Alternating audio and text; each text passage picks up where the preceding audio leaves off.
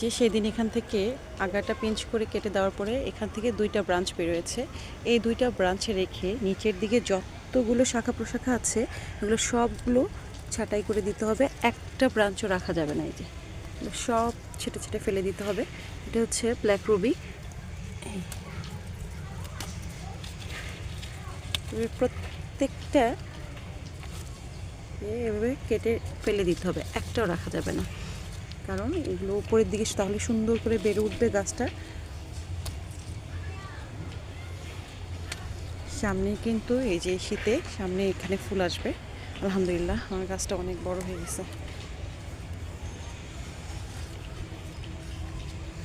প্রত্যেকটা কেটে কেটে ফেলে দিতে হবে।